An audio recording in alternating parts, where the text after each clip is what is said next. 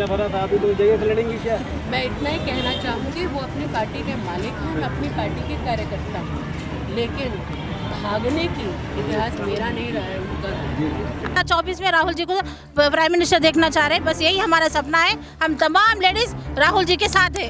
राहुल गांधी जिंदाबाद, राहुल गांधी जिंदाबाद। वो बोलो कि जाने के लिए, और हमारे मणिपुर जो बहनें हमको बुला रहे हैं, हम लोग को जाने से भी मना कर दे रहे ना, तो ये क्या वैसे आफत आ पड़ी उन लोगों को, हम लोग को जाने नहीं दे रहे। सारे बहना मणिपुर जाना चाहती है, हमको लेके जाओ बोलो, साथ में चलो बोलो। स्मृति ईरानी औरत है ना, तो सास भी कभी बहू थे बोल के एक सीरियल तो नौटंकी नाटक तो अच्छा सीरियल चल गई वो टीवी पे, मगर असलियत ज़माने में ये दिन में तो नहीं चलेगी वैसा नाटक।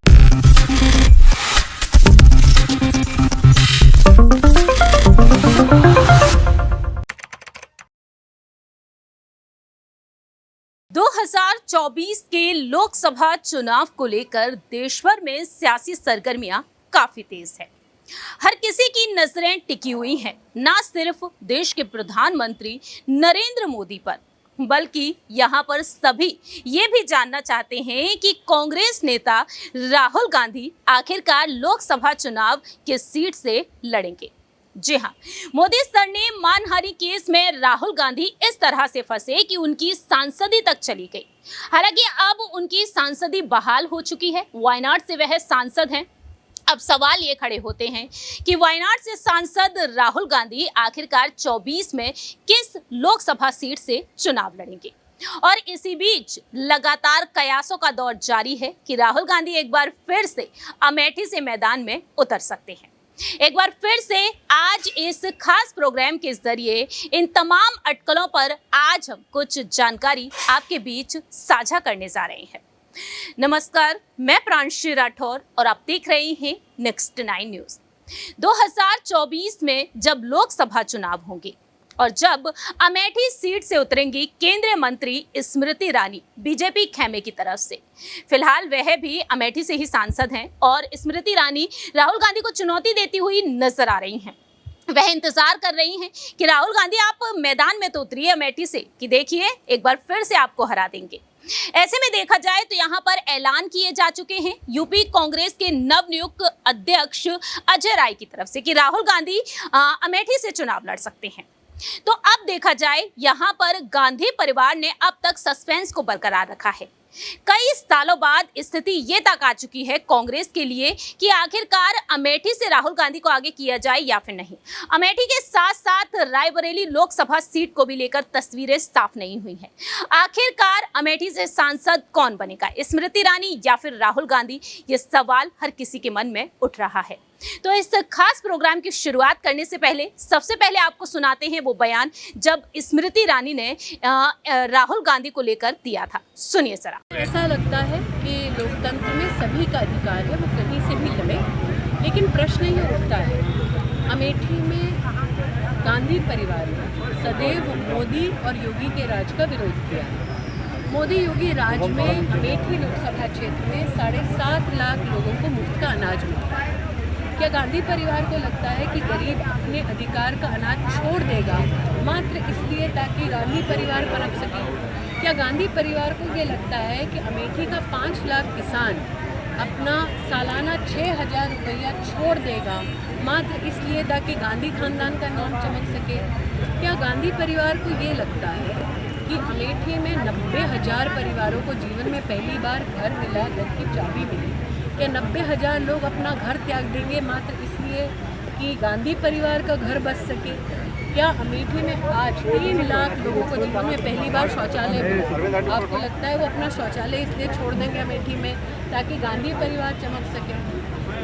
लोकतंत्र में सबको कहीं से भी चुनाव लड़ने का अधिकार है, लेकिन मैं आज पूछती हूँ, जिन्होंने जब अमेठी छोड़ा तब जाके दक्षिण में अमेठी के नागरिकों के बारे में जिस प्रकार की अभद्र टिप्पणी की कि हमारे लोगों का विवेक मर चुका है, जो लोग वोटर को राक्षस कहते हैं, आपको लगता है अमेठी की सम्मानित जनता ऐसे लोगों को स्वीकार करेगी? तो मैंने जितना अमेठी को 10 वर्षों में एक एक गांव, एक एक गली जाकर समझा है, अमेठी अपने आत्मसम्मान से कभी भी समझौता नहीं करेंगे। दीदी पिछली बार राहुल गांधी ने 2 जगह से पर्चा भरा था, अभी 2 जगह से लड़ेंगी क्या? मैं इतना ही कहना चाहूँगी, वो अपनी पार्टी के मालिक हैं, मैं अपनी पार्टी के कार्यकर्ता हूँ, लेकिन भागने की इतिहास मेरा नहीं रहा है, उनका रहा है। आपने सुना कि किस तरीके से यहाँ पर स्मृति ईरानी ने अपनी बात रखी, लेकिन बात यहाँ पर की जाए राहुल गांधी के बारे में, कांग्रेस ने किस तरीके से सस्पेंस को बरकरार रखा है। दरअसल आपको बता दें कि रायबरेली और अमेठी को लेकर तस्वीरें साफ नहीं हो पा रही हैं। जी हाँ, कांग्रेस से पूर्व अध्यक्ष सोनिया गांधी जो उम्र के बढ़ती हुए पड़ाव पर हैं, स्वास्थ्य संबंधी समस्याओं का वह सामना कर रही हैं। कुछ दिन पहले भी उन्हें हॉस्पिटल में एडमिट कराया गया था, उनकी हालत अचानक खराब होती हुई नजर आई थी। ऐसे में दावे यही किए जा रहे हैं कि स्वास्थ्य संबंधी समस्याओं के कारण वह शायद ही लोकसभा चुनाव लड़ेंगी। तो ऐसे में यहाँ पर दावे किए गए हैं कि कांग्रेस महासचिव प्रियंका गांधी वाड्रा को अमेठी से उतारा जा सकता है और रायबरेली से राहुल गांधी को आगे किया जा सकता है। वहीं राहुल गांधी वायनाड से चुनाव लड़ेंगे या फिर नहीं, या फिर रायबरेली से या फिर अमेठी से। ऐसे में देखा जाए तमाम अहम दावे किए जा रहे हैं, तो एक एक करके आपको उन पॉइंट्स के बारे में भी समझाते हैं। दरअसल आपको बता दें कि अमेठी को लेकर अब तक सस्पेंस बरकरार रखा है कांग्रेस ने। रायबरेली से जीत हासिल करने के बावजूद सोनिया की सक्रियता रायबरेली में नजर नहीं आई है। कयासों का दौर जारी है। राहुल गांधी भले ही अमेठी से सांसद ना हो, लेकिन यहाँ के कांग्रेस कार्यकर्ताओं का संपर्क अब भी राहुल गांधी और प्रियंका गांधी से बरकरार है। जिले की कांग्रेस इकाई का एक गुट बिल्कुल यहाँ पर राहुल गांधी अगले साल ही यहीं से चुनाव लड़ेंगे, ये दावे कर रहा है। और ऐसे में देखा जाए उनका मानना बस ये है कि राहुल गांधी को यहीं से चुनाव लड़ना चाहिए और वह इस बार भी यही करेंगे। ऐसे में देखा जाए तो यहाँ पर कुछ लोगों का तर्क है कि चुनावी परिस्थितियों को देखते हुए राहुल गांधी यहाँ से चुनाव नहीं लड़ेंगे, क्योंकि ये जोखिम उनके राजनीतिक जीवन के लिए काफी बड़ा है। परिणाम पक्ष में रहने के बावजूद राहुल गांधी की छवि बेहद सकारात्मक हो चुकी है, असर पड़ रहा है यहाँ पर लोगों पर। और ऐसे में देखा जाए राहुल गांधी को लेकर और रायबरेली को लेकर यहाँ पर कुछ नेताओं का क्या कुछ मानना है, ये भी आपको बताते हैं। रायबरेली के तमाम कांग्रेस नेताओं का कहना है कि सोनिया गांधी की उम्मीदवारी शायद इस बार ना हो, और तर्क ये है कि चुनाव को लेकर किसी भी तरह की सक्रियता अब तक नहीं दिखाई जा रही है। तो पिछले चुनाव के बाद सोनिया गांधी रायबरेली से दूर हैं। ऐसे में देखा जाए तो उनकी सक्रियता शून्य नजर आ रही है। ऐसे में यहाँ पर राहुल गांधी को लेकर कयासों का दौर जारी है। अगर राहुल गांधी और सोनिया गांधी अमेठी और रायबरेली सीट छोड़ते हैं तो इन दोनों सीटों पर कांग्रेस की नुमाइंदगी कौन करेगा, इसको लेकर भी अब मंथन शुरू हो चुका है। तो राहुल गांधी को रायबरेली के लिए अगर चुना जाए तो क्या वाकई में राहुल गांधी जीत दिला पाएंगे, ये बेहद बड़ा अहम सवाल उठ रहा है। दूसरी ही तरफ आपको ये भी जानकारी दे दें कि कयासों का दौर तेज है। राहुल गांधी को लेकर यह भी कहा जा रहा है कि 2 अक्टूबर से पहले वह अमेठी पहुंच सकते हैं। दरअसल आपको बता दें कि 2 अक्टूबर इसलिए अहम बताई जा रही है कि भारत जोड़ो यात्रा 2.0 की शुरुआत 2 अक्टूबर से होने जा रही है। गुजरात के पोरबंदर से इस यात्रा की शुरुआत हो सकती है, ये कहा जा रहा है। बीते पिछले साल 7 सितंबर के दिन से राहुल गांधी ने इस यात्रा की शुरुआत की थी तमिलनाडु से। ऐसे में देखना यही होगा कि इस बार भारत जोड़ो यात्रा शुरू होती है तो क्या इस भारत जोड़ो यात्रा से पहले अमेठी में उनका दौरा देखने को मिल सकता है। जानकारी दे दें कि अब राहुल गांधी का अमेठी जाना कम है 2019 में हार का सामना करने के बाद, लेकिन कांग्रेस सूत्रों के मुताबिक दावे किए जा रहे हैं कि 2 अक्टूबर से पहले अमेठी आने की संभावना है और अमेठी के कुछ कांग्रेस कार्यकर्ताओं से वह मुलाकात कर सकते हैं। यदि यहां पर रुख किया जाए अमेठी सीट के इतिहास पर, तो रायबरेली से जहां एक तरफ इंदिरा गांधी जी ने चुनाव लड़े थे, तो वहीं संजय गांधी जी अमेठी से 1978 में लोकसभा चुनाव लड़े और हार का सामना किया। इसके बाद दोनों ही नेताओं ने 1980 में फिर से सीट को लेकर सीट से लड़ने का जोखिम उठाया और दोनों ही लोकसभा चुनाव जीतकर आगे बढ़े। ये बात अलग है कि इंदिरा गांधी जी ने तेलंगाना के मेडक से और रायबरेली दोनों सीटों से जीत हासिल की और रायबरेली की सीट उन्होंने परिणाम आने के बाद छोड़ दी। राहुल गांधी के लिए सवाल यही है, क्या वह अपने चाचा और दादी की राह पर चलेंगे, कोई दूसरा रास्ता चुनेंगे, और सवाल यह है क्या अमेठी के साथ साथ वायनाड का भी चुनाव लड़ेंगे। जीतने के बाद अमेठी छोड़ेंगे जैसे इंदिरा गांधी जी ने रायबरेली छोड़ दी थी। अब यहाँ पर क्या कुछ अहम फैसला होगा, कांग्रेस खेमे का ये बेहद बड़ा अहम सवाल उठ रहा है। तो इस खास रिपोर्ट के जरिए जनता आखिरकार क्या कुछ कह रही है, ये भी आपको सुनाते हैं। देखिए जरा। 2.0 जो शुरू होने वाला है राहुल गांधी के नेतृत्व में, क्या आपको लगता है कि कांग्रेस पार्टी जो आपका गठबंधन अभी हुआ है अलायंस वो जीतने वाला है, क्योंकि तकरार देखने को मिल रही है? सही भी ये टकरारी छे, बीजेपी और कांग्रेस के टकरारी छे। हमारा तो रीजनल पार्टी है, वहाँ पे टीआरएस जाके बीआरएस हो गया, अभी जो लूटने पे पड़े हुए हैं, तो अभी कोई विश्वास नहीं करते ये दो पार्टी में। तो आए आज देख रहे कि कांग्रेस पार्टी के भाजपा तो कह रही है कि महिलाओं को सुरक्षा की बात करते हैं, बेटी बचाओ बेटी पढ़ाओ का नारा देते हैं। थोड़ा तो शर्म रहना चाहिए प्रधानमंत्री को, एक बार जाके तो देख के आए। हम प्रदेश के अध्यक्ष होने के नाते, एक महिला होने के नाते, प्रदेश के अध्यक्ष तो छोड़ो, कांग्रेस पार्टी को भी छोड़ो, मैं तो एक औरत हूँ, एक औरत का सुरक्षा नहीं कर पाती ये पार्टी। इन लोगों का क्या जवाब देते? स्मृति ईरानी क्या जवाब देती? निर्मला सीतारमण क्या जवाब देती? आज हम सेंट्रल मिनिस्टर बन के वहाँ पे बैठी हुए हैं, 1200 रुपये सिलेंडर बना दिए, आज हमारे मान प्राण को रक्षण नहीं दे पाते। इन लोग किस तरीके से रक्षण देते? आम महिला होने के नाते I am questioning the prime minister of India, where is he? Why didn't he go to Manipur? Why is keeping silence? Why the amendments are not given in the constitution? Parliament चल रहे तो अमेंडमेंट्स क्यों नहीं ला रहे? ये तो बताओ, बोलो। मैं एडवोकेट होने के नाते मैं पूछ रहे, गेट द अमेंडमेंट्स। कोई कांड करना बोले तो 100 बार सोचना पड़ेगा। 15 अगस्त से कह रहे हैं कि मणिपुर में शांति होगी, 15 अगस्त का भाषण आपने सुना होगा, तो क्यों नहीं जा रहे प्रधानमंत्री? ये तो पूछ रहे, why the prime minister is not visiting Manipur? Rahul ji तो जाके आ गए, वो मैं तो एक आम महिला के नाते पूछ रहे, कोई भी संगठन हुए तो जल्दी जाते। एफआईआर कब बना भैया, ये तो देखो। सो इनके यानी कि ये कहने का मतलब है कि भाजपा के राज्यों में महिलाएं सुरक्षित नहीं है? नहीं है। अब भाजपा के महिला ही खुद बोल रही है ना कि हमारे सुरक्षा कौन करेंगे? हम मार्शल आर्ट सीख ले रहे, अब हम इतने सारे महिला रोज प्रैक्टिस करते हैं, नहीं तो चिल्ली पाउडर पेपर स्प्रे से ये सब लगा के घूम रहे। हमारे रक्षा हम कर लेंगे, कोई मोदी वोदी आने के करने का नहीं है। मोदी मणिपुर में नहीं देख सकता तो हमको क्या देखेंगे तेलंगाना में आके? तेलंगाना सरकार, हम विश्वास नहीं करते मोदी के ऊपर, मोदी के राज के ऊपर। बीजेपी सरकार हटाओ, देश को बचाओ। अमित शाह और बीजेपी मोदी को हटाओ, देश को बचाओ। ये पहले तो प्राइवेटाइजेशन करते जा रहे और लोगों को लूटते जा रहे, जीएसटी डिमोनेटाइजेशन के नाम पे। और किस चीज़ से? आज गैस का भाव तो सब्सिडी देने का तो छोड़ो, स्टेट गवर्नमेंट सेंट्रल गवर्नमेंट तो कमी नहीं करती। 2000 पेंशन है तो 1200 गए, तो खाने वाले चीज़ पे तो, दूध पे भी जीएसटी है भैया, बटर पे जीएसटी है, हमारे बच्चों का पेंसिल पे जीएसटी है। कैसे जिए, कैसे जीते? बोलो बहने, कैसे जीते? तो किसको हटाना? देश को बचाना। मोदी को हटाना, मोदी को हटाना। तो आप देख सकते हैं यहाँ पर कि एक नारा लगाया गया है कि मोदी को हटाना है, देश को बचाना है। ये नारा लगाया गया है महिलाओं की तरफ से कि यहाँ पर मोदी को हटाओ, देश को बचाओ, मोदी को हटाओ, महिलाओं को बचाओ, ये नारा लगाया गया है। और भी जानने का प्रयास करेंगे। मुद्दा आते हैं संसद पर। संसद सत्र चल रहा था, स्मृति ईरानी ने राहुल गांधी पर आरोप लगा दिया कि राहुल गांधी फ्लाइंग किस कर रहे हैं। इसको आप कैसे देखती हैं? जाके उनको ही फ्लाइंग किस देना क्या हमारा राहुल गांधी जी को है? ऐसे दिन में शेम। हमारा राहुल जी का ऐसा आदत नहीं है, उनको आदत है ऐसा झूठ बोलने की। समझो, ऐसा हाथ उठाए तो फ्लाइंग किस दे दिए। अब आपके साथ में मैं हाथ उठा के तो बात करे तो भैया आपको फ्लाइंग किस दिए? सो जैसा है क्या? पहले स्मृति ईरानी जी को मणिपुर जाओ बोलो, मणिपुर के महिलाओं को देखो बोलो, सिलेंडर का भाव कम करो बोलो, और हमारा सुरक्षा के दिए ध्यान दो बोलो। जो सेंट्रल मिनिस्टर बैठी हुई है पार्लियामेंट में, पहले सांसद में मुँह चला के ईडी सीबीआई मत बात करो।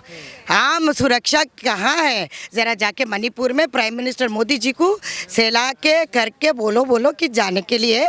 और हमारे मणिपुर जो बहनें हमको बुला रहे हैं, हम लोग को जाने से भी मना कर दे रहे ना, तो ये क्या वैसे आफत आ पड़ी उन लोगों को, हम लोग को जाने नहीं दे रहे। सारे बहना मणिपुर जाना चाहती है, हमको लेके जाओ बोलो, साथ में चलो बोलो। स्मृति ईरानी औरत है ना, तो सास भी कभी बहू थे बोल के एक सीरियल तो नौटंकी नाटक तो अच्छा सीरियल चल गई वो टीवी पे, मगर असलियत ज़माने में ये दिन में तो नहीं चलेगी वैसा नाटक। वो गया वो ज़माना, बैठ गई। स्मृति ईरानी पतली थी, अभी मोटी हो गई, तो सिलेंडर का भाव भी ऐसे हो गए, 400 से लेके 1200 रुपये हो गए।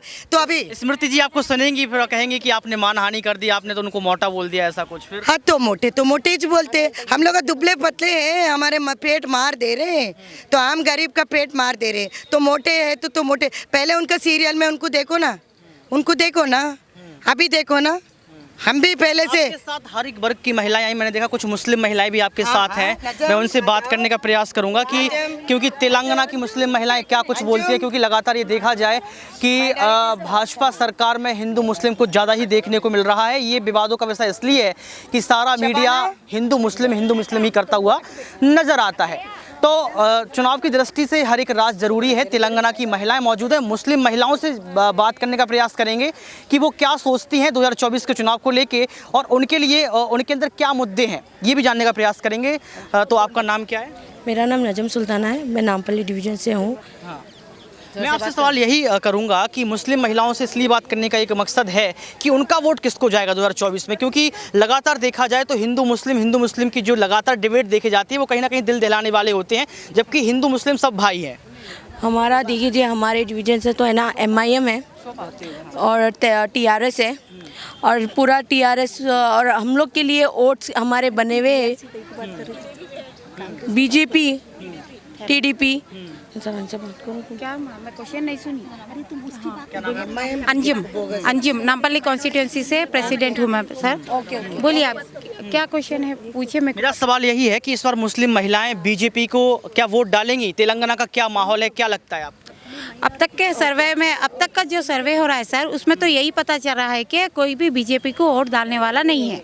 जो भी है कांग्रेस के साथ में है, राहुल जी के साथ में है। राहुल जी ने जो भारत जोड़ो यात्रा की है उसमें बहुत सारे लोगों का दिल जीता है उन्होंने और बहुत सारे लोग उनके तरफ प्रभावित हुए हैं। उनका जो काम पहले रहा है, जो अब रहा है, उससे पूरी महिला कांग्रेस के साथ में ही है। मेरी पूरी फैमिली, मेरे दादा, मेरे डैडी जो भी है कांग्रेस को सपोर्ट करने वाले हैं। मैं खुद भी कांग्रेस को सपोर्ट करने वाली हूँ। मगर अब की ये जो लहर चली है, ऐसी लहर चली है कि आना ही है कांग्रेस को, और कांग्रेस को लाएंगे और तो अपना देश और अच्छा होगा, अपनी GDP बढ़ेंगी। जब से ये BJP आई है, BJP कुछ नहीं कर रही है सर, और उल्टा लॉस में जा रही है और सेल हो रहा है। चाय वाले का काम एक ही है, बेचना, चाय बेचना। वो बनाना भी नहीं जानता, वो तो बेचना जानता है, तो वो पूरा देश बेच रहा है सर। ये अपने को समझना चाहिए सर। आपसे रहेगा कि मुस्लिम महिलाएं BJP से खफा क्यों? आखिर ऐसे कौन से मुद्दे जिस पर BJP नहीं आई है? मुस्लिम महिलाएं बोल के नहीं, हर महिलाएं BJP से खफा है, क्योंकि BJP गवर्नमेंट में कोई सुरक्षित नहीं है। कोई लड़की, कोई लेडीज, कोई सेफ नहीं है ना। कोई हम किसी की बात सुने तो एक ही बात है कि कांग्रेस सरकार बेस्ट है और बहुत अच्छी है। पहले से हम लोग मुस्लिम पूरे ज़माने से कांग्रेस को लाइक करने वाले हैं। हमारे पीढ़ियाँ कांग्रेस के से हम खदीम कांग्रेस के लोग हैं। हम हमारी पार्टी MIM को छोड़ के भी हम कांग्रेस के साथ में खड़े हुए। क्यों बोलते हो? हमारे को कांग्रेस वैसे नाराज हो जाएंगे आपसे? वैसा कुछ भी नहीं है। हमारे को जीने देने वाली पार्टी, हमारे को जीने देने वाली, हमारे को सुकून देने वाली। हमारे डेवलपमेंट नहीं करे कोई, वैसे तो कुछ डेवलपमेंट नहीं करा और कुछ करा नहीं। जो भी करा हमारा कांग्रेस पार्टी करता है। मुस्लिम मिनॉरिटी को पूरा कांग्रेस के सपोर्ट में ही है हम लोग। हमारा रिजर्वेशन सीट्स हर चीज़ हमारे को है ना कांग्रेस की तरफ से मिलता है। महिलाओं को भी है ना जो भी सपोर्ट करता है कांग्रेस करता है। MIM हमारे लिए कुछ नहीं करता है भैया। क्या सही बात है? ओवैसी कुछ नहीं करते आप? जी हो, कुछ भी नहीं, कुछ नहीं करते, वो सिर्फ खाली प्रोपेगेंडा करते हैं। खाली हमारे लिए कोई रिजर्वेशन नहीं है। हमारे लिए सिर्फ कांग्रेस रिजर्वेशन लेके आएंगे हमारे वास्ते। 4% जो बोलते 12% बोलते, आज तक हमारे को 12% रिजर्वेशन मिला नहीं आज तक। और सेक्रेटरिएट में मस्जिदों को देखो आप पूरे गिरा दिए, आज तक बने नहीं वो TRS।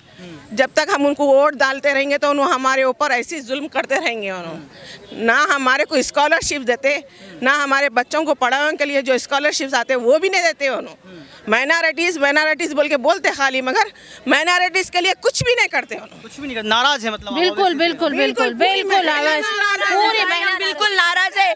हमारे को कुछ नहीं मिलता है। मुस्लिम मिनॉरिटी से उनको क्योंकि हमारे को गवर्नमेंट चाहिए। हमारे को उसमें हम अपने आप को बहुत महफूज समझते हैं। जो बेटी बचाओ बेटी पढ़ाओ बोल रहे, वो सब बोलने के बातें हैं। राहुल जी हमारे साथ हैं। हम 2024 में राहुल जी को प्राइम मिनिस्टर देखना चाह रहे हैं। बस यही हमारा सपना है। हम तमाम लेडीज राहुल जी के साथ है।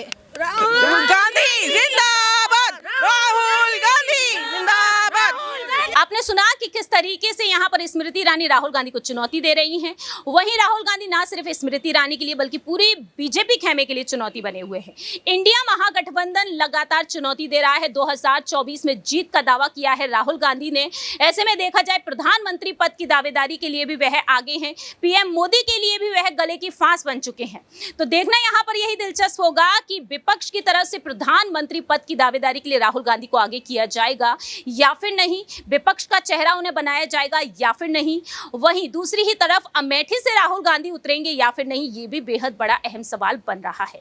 लेकिन आपकी क्या कुछ राय प्रतिक्रिया है अमेठी सीट को लेकर? कमेंट सेक्शन में आप अपनी राय रख सकते हैं। आखिरकार इस बार अमेठी से सांसद कौन होना चाहिए? क्या वाकई में राहुल गांधी एक बार फिर से? कमेंट सेक्शन में आप अपनी राय रख सकते हैं। फिलहाल के लिए हम चलते हैं, बाकी की तमाम अपडेट्स के लिए देखते रहिए नेक्स्ट 9 न्यूज।